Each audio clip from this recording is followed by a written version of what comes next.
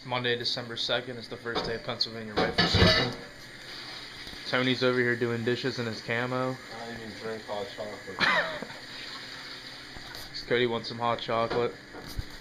It's about 4:50 in the morning. We're getting ready to head out into the woods and get up into our stands pretty early. We like being the first ones up in the woods. Weather looks good today. Hopefully the deer are moving.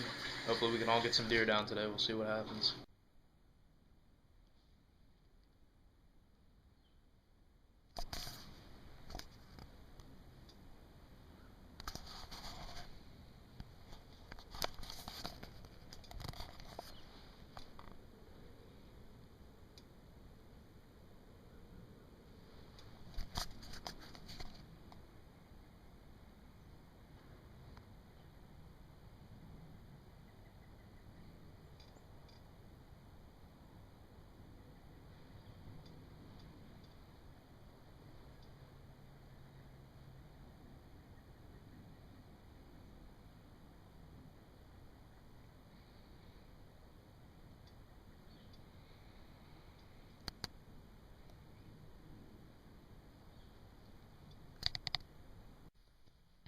Well, it's about 10 o'clock. It's pretty dead. I don't have any footage yet. About an hour and a half ago we had 2 small bucks run up through, but didn't end up getting a shot at them. And then we had a big 8-point circled down through the brush down below me that way, but he was trotting. He never hit a good opening where I could get a shot off. But we haven't seen anything yet. Haven't even seen any doe. And all the shooting's been dying down too, so we'll sit here and keep waiting. Well, it's about 11:50. Me and Cody came up to a different spot for a change of scenery, and while we were up here we heard Tony shoot. So now he was telling us to go over. I guess we're gonna go talk to him and see what happened. Alright, Tony, why don't you tell us what happened here? Well, I was sitting in my stand right over there. He stands up on that tree right there. And I was watching a couple younger doe up here. And I heard a rustling noise behind me. And she was there with a couple younger doe. And it's probably like between 20 and 25 yard shot. And she probably went like 40 yards. And first one down so far. Yeah, that's the first one our group's got down for the day. That's a big mature doe. Camera off. Good shot placement. That thing has a giant head. Well, it's about 10 after 5, and I'm gonna call it quits today. I'm heading down out of the woods. Wasn't my lucky day today. I haven't seen a live deer since 9 a.m. I heard a couple running down through the valley, but they were in some thick brush and I never actually got to see them, and they were out of range anyway.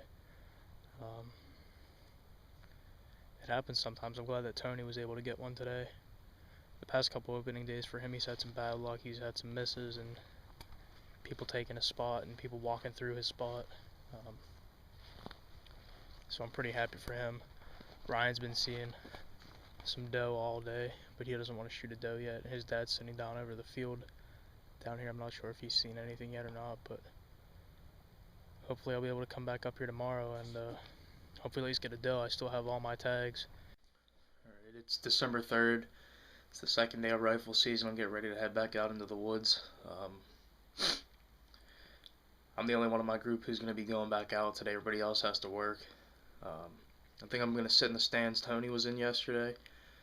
Me and him went back there and hung that stand. It's all the way along the back side of the property we hunt.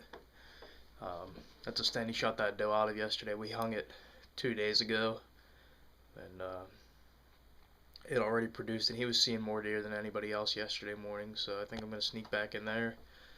But I got to get it moving out the door. It's about a 800-yard walk back in, and I want to make sure I don't spook anything, so hopefully I can get a deer down today. Well, it's about 7:50. It's a rainy, foggy morning. It's about 35 degrees. Just a little bit too warm to snow.